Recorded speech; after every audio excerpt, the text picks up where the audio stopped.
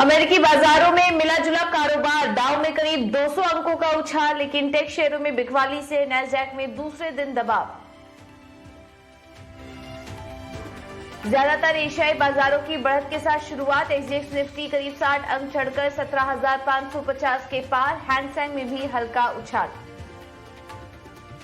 अमेरिकी bond yield बढ़ने से सोने और चांदी पर दबाव, कॉमेक्स पर सोना $1800 के नीचे, चांदी भी $24 के करीब।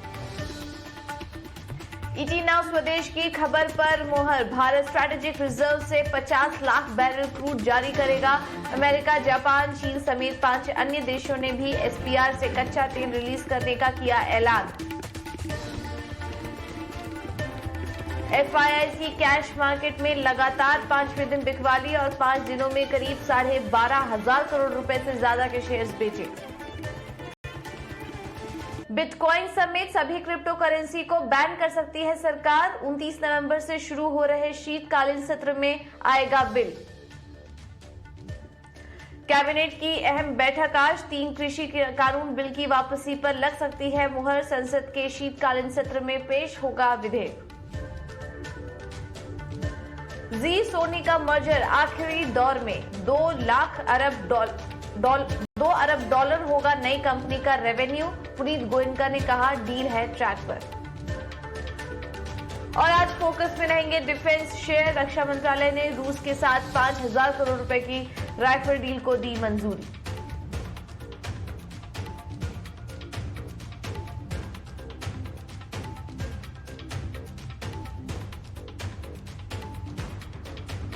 नमस्कार, स्वागत है आपका ईटी नाउ स्वदेश में। मैं हूं आपके साथ पूजा त्रिपाठी और आप देख रहे हैं गुड मॉर्निंग स्वदेश। और इस शो में आधे घंटे हम बात करेंगे कि ग्लोबल मार्केट से किस तरह के क्यूज मिल रहे हैं, आज भारतीय बाजारों की चाल कैसी रह सकती है, पहली रणनीति हम आपको बताएंगे और इसके अलावा खबरों के दम पर आज एक्शन कहां देखने को मिल रहा है ये भी समझेंगे।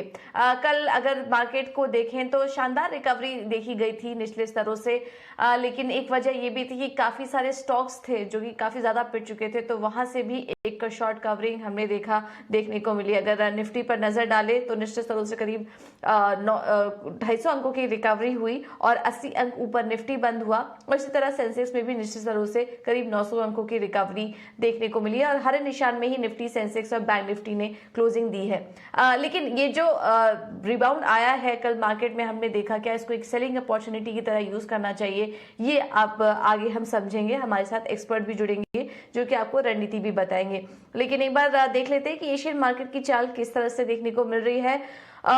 शुरुआत कमजोर ही के साथ देखने को मिल रही है। सुबह हमने देखा था कि काफी अच्छी मजबूती के साथ शुरुआत होते हुए दिखाई दे रही थी, सभी बाजार हरे निशान में थे, लेकिन अब देखिए ऊपरी स्तरों से हल्की कमजोरी आई है और एसजीएक्स निफ्टी थोड़ी देर पहले हम देख रहे थे कि 60 अंक ऊपर था, लेकिन अब 56 अंकों की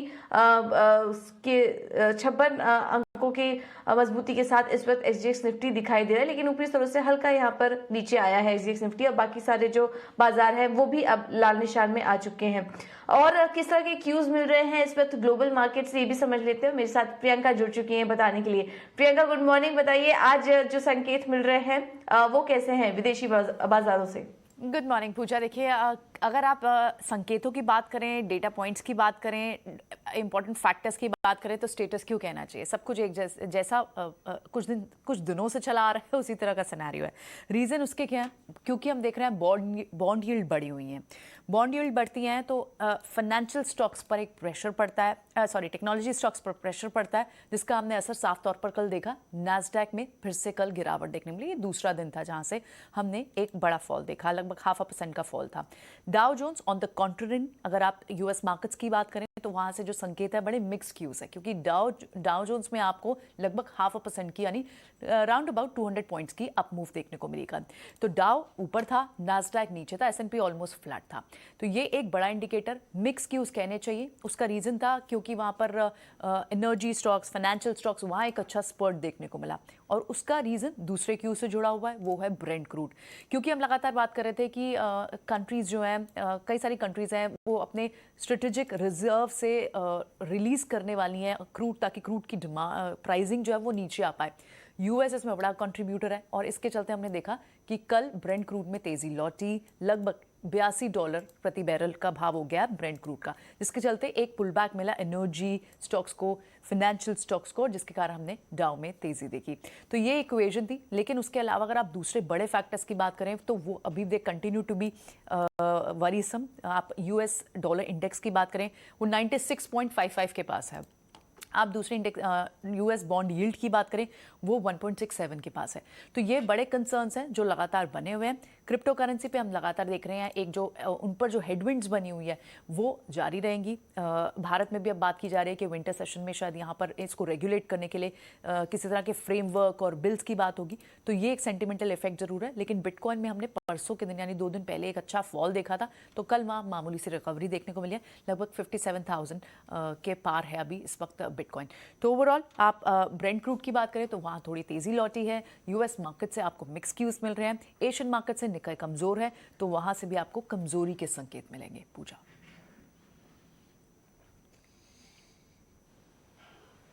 ओके, बहुत बहुत शुक्रिया प्रियंका ये सारी डिटेल्स देने के लिए। तो अब ब्रेंट क्रूड में हल्की रिकवरी देखने को मिली। कल तमाम जो भी देश थे उन्होंने सप्लाई, अपने रिजर्व में से सप्लाई बढ़ाने की बात कर रहे हैं। इस वजह से हमने देख रहे हैं कि वहां रिकवरी आई है। लेकिन जो संकेत मिल रहे हैं अमेरिकी बाजारों से वो इस वक्त मिले जुले से देखने को मिल रहे हैं। आने वाले समय में हम देखेंगे घरेलू फैक्टर्स भी काफी सारे हैं जो बाजार को इम्पैक्ट कर सकते हैं। लेकिन एक बार देख लेते हैं कि एफआईआई और डीआईएस के आंकड़े किस तरीके से थे, और उसके बाद हम समझेंगे कि आज मार्केट में क्या रणनीति अपनानी चाहिए। कैश मार्केट में एफआईआई ने भारी बिकवाली कल करके गए हैं और 4,477 करोड़ की बिकवाली कल एफआईआई की तरफ से देखी गई है। और पिछले अगर 5-6 दिनों का हम आपको आंकड़ा बता दें तो करीब 12,500 करोड़ रुपए से ज्यादा की बिकवाली एफआईआई करके गए हैं। डीआईएस की बात करें तो वहां से हल्का सहारा जरूर दिख रहा है, वहां खरीदारी चल रही है डीआईएस की तरफ से और 1412 करोड़ की खरीदारी करके गए हैं घरेलू निवेशक। इंडेक्स फ्यूचर में भी जो नेटेड आंकड़ा देखने को मिल रहा है वो खरीदारी का है, हालांकि नंबर छोटा है, 297 करोड़ का आंकड़ा ये दिखाई दे रहा है इंडेक्स फ्यूचर में। इन कैश मार्केट में एफआईआई के जो बिकवाली का प्रेशर है वो हावी है इस वक्त। तो इन तमाम संकेतों को कैसे देखना चाहिए आज के लिए ये भी समझ लेते हैं। और इस वक्त मेरे साथ अजीत मिश्रा जुड़ चुके हैं रेलिगेयर ब्रोकिंग से। अजीत, गुड मॉर्निंग, बहुत बहुत शुक्रिया समय देने के लिए आज अपना। एफआईआई की तरफ से तो लगातार ये जो दबाव है ये बना हुआ है बाजार पर, इसको आप कैसे देख रहे हैं? और क्योंकि कल एक्सपायरी भी है और हमने देखा कि कल जो बाजार था वो रिकवरी के साथ बंद हुआ, तो एक्सपायरी को देखते हुए भी मार्केट को कैसे प्ले करना चाहिए? क्या उतार चढ़ाव बना रहेगा या फिर कोई एक लेवल है जो आप वॉच कर रहे हैं और इसी रेंज में कारोबार करना चाहिए? गुड मॉर्निंग पूजा। तो पूजा देखिए, जैसे कि आपने शेयर किया दर्शकों के साथ कि कहीं ना कहीं ग्लोबल क्लूज अभी भी मिक्स्ड हैं, बट सबसे इम्पोर्टेंट कि जो कैश में कॉन्टिन्यूस सेलिंग देख रहे हैं हम एफआईआई की तरफ से, तो वो कहीं ना कहीं काफी बड़ा नेगेटिव फैक्टर है। तो वो जब तक थोड़ा थमता हुआ नजर नहीं आएगा, थोड़ा सा रिवर्स होता नजर नहीं आएगा, तो कुछ एक डिसाइसिव कॉल लेना कि मार्केट में यस बॉटम बन गया है थोड़ा जल्दी होगा। कल के सेशन की भी अगर बात करें तो 4 दिन के डिक्लाइन के बाद एक थोड़ा सा पॉजिटिव क्लोजिंग हुआ इंडेक्स में। तो नो डाउट ये रेस्पाइट जरूर था, बट क्या ये रिवर्सल था, थोड़ा जल्दी होगा इस चीज को कहना। तो मेरे हिसाब से एक रीबाउंड को थोड़ा सा और सस्टेन करने के लिए, एक्सटेंड करने के लिए 17,550 ये क्रिटिकल है निफ्टी पे, जो पहला लेवल कल अटेम्प्ट किया था, बट क्लोजिंग बेसिस पे ऑलमोस्ट 500 के अराउंड पे हम क्लोज हुए। तो 550 के अराउंड पे अगर हम क्रॉस करते हैं तो 700 तक के लेवल्स देखने को मिल सकते हैं इंट्राडे में। और जैसे कि आपने बताया कि वीकली एक्सपायरी भी है, तो ऑब्वियसली वॉलेटिलिटी थोड़ी सी ज्यादा रहेगी। नीचे पे 17,300 जो कि ऑलमोस्ट वही एरिया है जहां से कि ट्रेंड लाइन सपोर्ट है डेली चार्ट पे। बीच में पेनिट्रेशन जरूर हुआ है इसका इंट्राडे पे, बट ओवरऑल उसको हम होल्ड कर पा रहे हैं। तो 17,300 और उसके बाद फिर 17,150 जो कि 100 दिन का एक्सपोनेंशियल मूविंग एवरेज है, वो क्रिटिकल सपोर्ट की तरह एक्ट करेगा। नाउ बैंकिंग जो थोड़ा बहुत रिलीफ जो मिला है बैंकिंग में, वो थोड़ा सा देखने वाला ये है कि सस्टेन करेगा कि नहीं करेगा 37,250 के ऊपर। अगर वो लेवल को हम क्रॉस कर पाते हैं तो 37,800 तक के लेवल्स थोड़ा सा देखने को मिल सकते हैं हमको।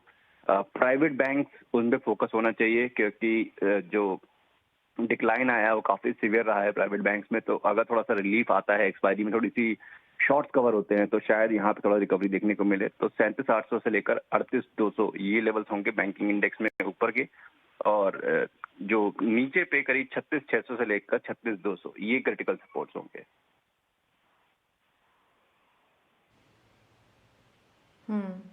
बिल्कुल। तो ये लेवल्स आपको दे दिए गए हैं निफ्टी और बैंक निफ्टी दोनों में ही एक दायरा है जिसको कि आपको वॉच करना होगा निफ्टी और बैंक निफ्टी दोनों में ही।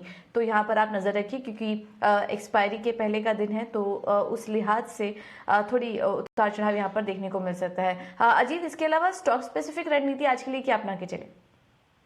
देखिए पूजा, जिस तरीके से कल रिलीफ आया है कुछ एक स्टॉक कुछ एक सेक्टर्स ऐसे हैं जहां पे थोड़ा सा दमखम दिख रहा है। मेटल स्टॉक्स में कल काफी अच्छी मूवमेंट आई, कुछ एक सीमेंट काउंटर्स ने भी अच्छा किया, बट मेरे हिसाब से अभी स्टॉक स्पेसिफिक होना चाहिए इंस्टेड ऑफ सेक्टर स्पेसिफिक। हो सकता है कि थोड़ा बहुत प्रॉफिट टेकिंग अगर नेक्स्ट टर्न में आए तो दूसरे सेक्टर जहाँ पे प्रॉफिट टेकिंग नहीं आई है शायद वो उसकी चपेट में आ जाए। तो स्टॉक स्पेसिफिक में अगर बात करें तो एक स्टॉक जो मेरे रडार पे है वो है अदानी एंटरप्राइज। स्टॉक में काफी स्ट्रॉन्ग चार्ट पैटर्न बना हुआ है, अभी भी अपने रिकॉर्ड हाइस के पास ट्रेड कर रहा है। कल के सेशन में 3-4 दिन के जो एक साइडवेज फेज के बाद वहां पे एक ब्रेकआउट आया है, तो वो सारे फैक्टर्स इंडिकेट कर रहे हैं कि मार्केट में जस्ट इन केस अगर प्रॉफिट टेकिंग आती भी है तो ये स्टॉक थोड़ा सा स्टेबल रहेगा। तो इसमें आप 1650 के स्टॉप लॉस के साथ 1810 तक के टारगेट के लिए लॉन्ग पोजीशन देख सकते हैं। वहीं पे बर्जर पेंट, ये मुझे लगता है कि थोड़ा सा यहाँ पे सेलिंग प्रेशर हावी होता हुआ दिख रहा है। बीच में रिकवरी जरूर आई थी बट जो स्ट्रॉन्ग रेजिस्टेंस जोन था करीब 800-820 के जोन के अराउंड पे, उसको क्रॉस करने में थोड़ा सा इसको दिक्कत हुई और वहां से हम देख रहे हैं प्रॉफिट टेकिंग कंटिन्यू करते हुए। तो पॉसिबिलिटी ये है कि ये आने वाले दिनों में ये प्रॉफिट टेकिंग एक्सटेंड करेगी और 780 के स्टॉप लॉस के साथ 750 तक के टारगेट्स के लिए आप शॉर्ट पोजीशन क्रिएट कर सकते हैं।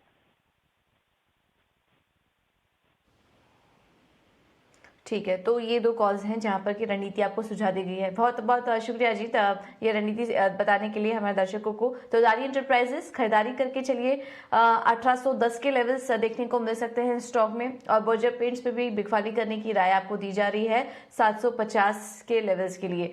तो एक बिकवाली और एक खरीदारी का कॉल है, इस पर आप नजर रखिए। और निफ्टी और बैंक निफ्टी के लिए भी जो एक ट्रेडिंग की रेंज है वो भी आपको बता दी गई है। थोड़ा कॉशियस यहाँ पर रहने की जरूरत है आज के ट्रेडिंग सेशन में।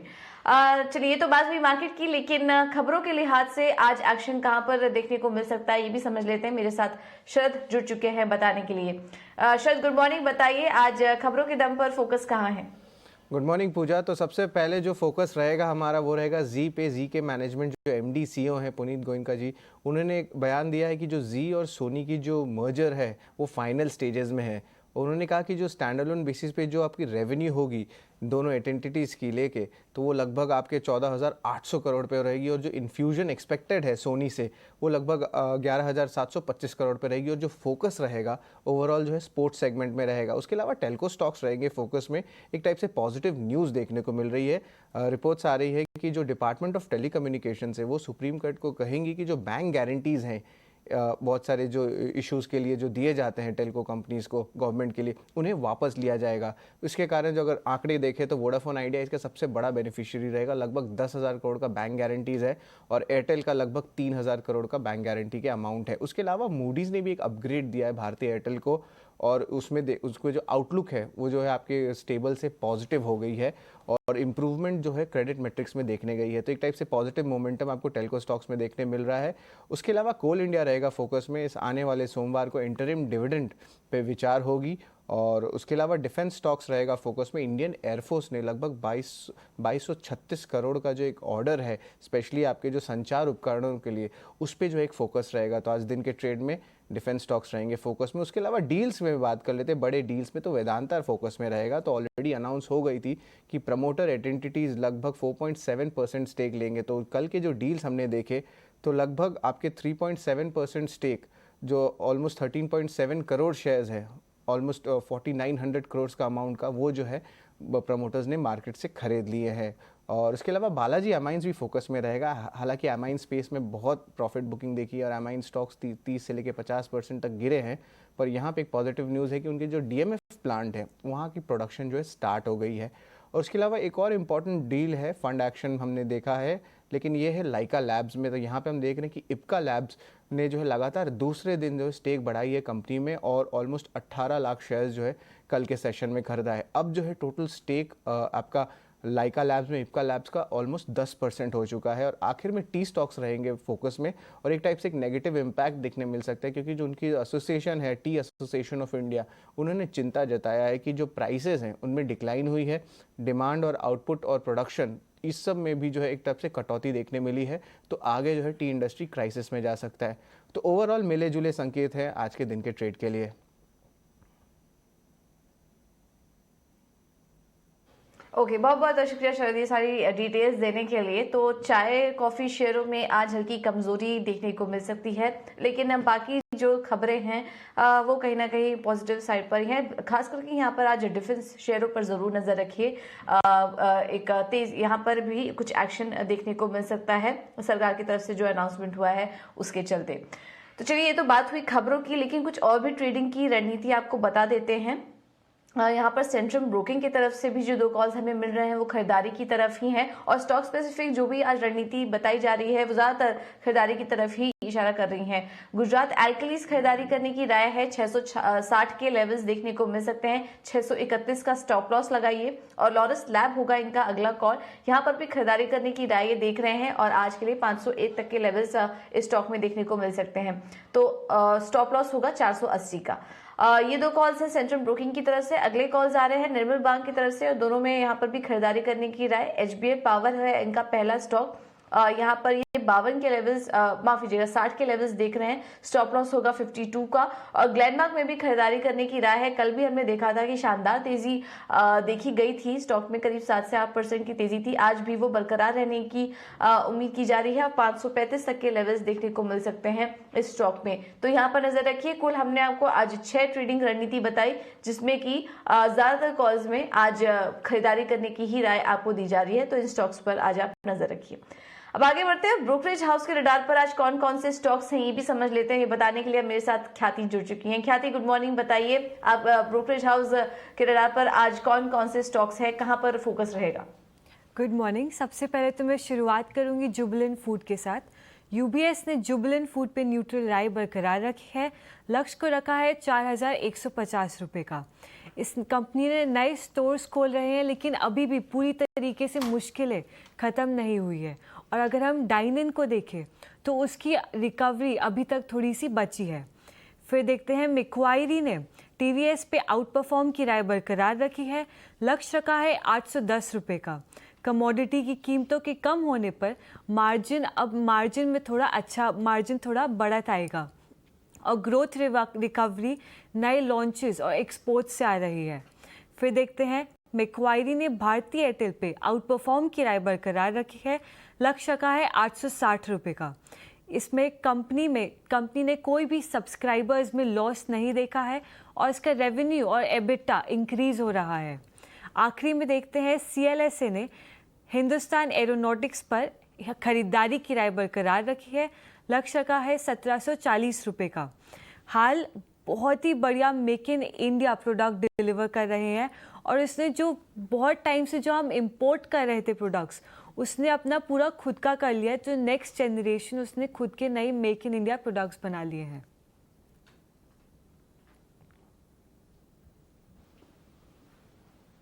ओके, तो ये तमाम रिपोर्ट्स हैं जहां पर कि आपको नजर रखनी। बहुत बहुत शुक्रिया ख्याति ये सारी डिटेल्स देने के लिए। तो HAL तो फोकस में रहेगा ही, और डिफेंस शेयरों पर भी आज आप पर नजर रखिए।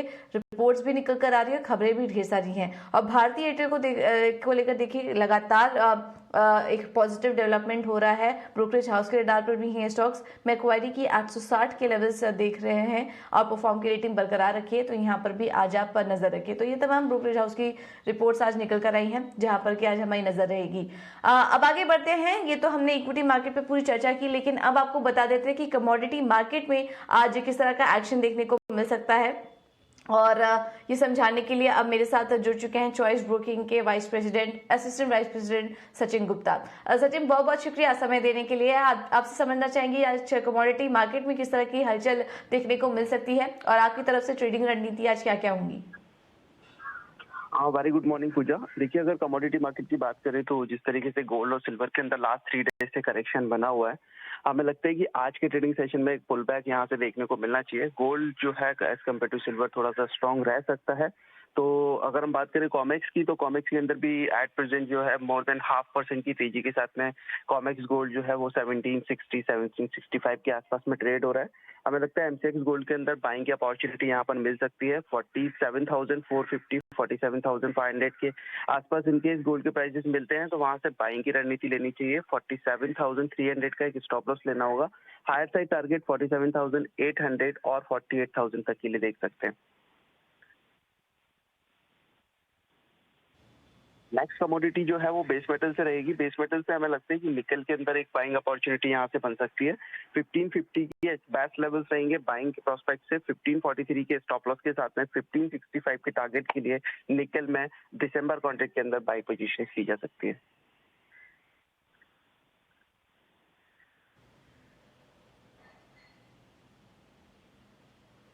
ओके, ठीक है। तो ये राय आपको दे दी गई है। सचिन, बहुत बहुत शुक्रिया समय देने के लिए। तो गोल्ड में खरीदारी करके चलिए 47,800 के लेवल्स यहाँ पर देखने को मिल सकते हैं, और निकल में भी खरीदारी करने की राय होगी 1565 के लक्ष्य के लिए। तो ये दो रणनीति आज आपको सुझा दी गई है कमोडिटी मार्केट से, यहाँ पर आज आप नजर रखिए।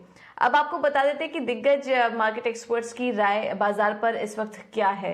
कोटक एएमसी के ग्रुप प्रेसिडेंट और एमडी नीलेश शाह ने इंडस्ट्रियल कैपिटल गुड्स सेक्टर में निवेश की सलाह दी। वहीं मैक्स लाइफ के सीआईओ मिहिर वोरा ने रियल एस्टेट, होटल्स, मल्टीप्लेक्स और ऑटो शेयरों में तेजी की उम्मीद जताई है। आइए आपको सुनवा देते हैं। हमें लग रहा है कि industrial and capital goods, home improvement and select financial services, ये सेक्टर्स मार्केट को आउट परफॉर्म करेंगे। और टेक्नोलॉजी सेक्टर आज की तारीख में एक हरफन मौला सेक्टर है, तो ये सेक्टर्स में अगर आप अच्छी कंपनी में निवेश करें तो वह मार्केट को आउट परफॉर्म करेगा। लेकिन एक चीज मैं बताना चाहूंगा, पिछले 18-20 महीनों में जिस तरह का रिटर्न हमने मार्केट में देखा, उस तरह का रिटर्न नेक्स्ट 3 साल में भी शायद नहीं आएगा। मार्च 2020 के लॉस से जब आप बाउंस हुए तो वो एक अलग प्रकार का रिटर्न था।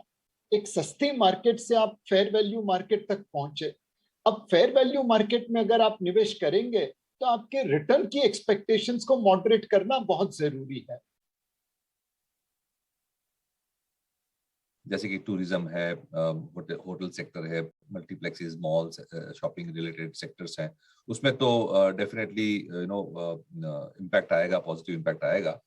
बट कंज्यूमर जो है डिस्क्रेशनरी, जैसे कि ऑटोमोबाइल्स है, कार खास करके, इंटरेस्ट रेट्स है, हाउसिंग है, उसमें भी काफी सारी चीजें पॉजिटिव दिख सकती है हमें, बिकॉज सेविंग्स हुए हैं लोगों के, आईटी सेक्टर में जॉब्स अच्छे क्रिएट हो रहे हैं, तो consumption as well as real estate में हमें अच्छी ट्रैक्शन दिख सकती है। And on the other side, जैसे टैक्स कलेक्शंस, जीएसटी के कलेक्शंस हम देखें रोबस्टली बढ़ रहे हैं, तो गवर्नमेंट की जो कैपेसिटी है स्पेंड करने की वो भी इंप्रूव होती जाएगी। तो जो इंफ्रा लिंक सेगमेंट्स हैं वो भी अच्छी तरह से ग्रो कर सकते हैं। और मेरे ख्याल से ब्रॉड थीम अगर देखें तो लास्ट 1.5 साल से हम ग्लोबल थीम्स, ग्लोबल सेक्टर्स पे ज्यादा पॉजिटिव थे, लेकिन मे बी नेक्स्ट 1-2 ईयर्स के लिए हमें लोकल सेगमेंट्स और लोकल सिक्लिकल्स में देखना चाहिए।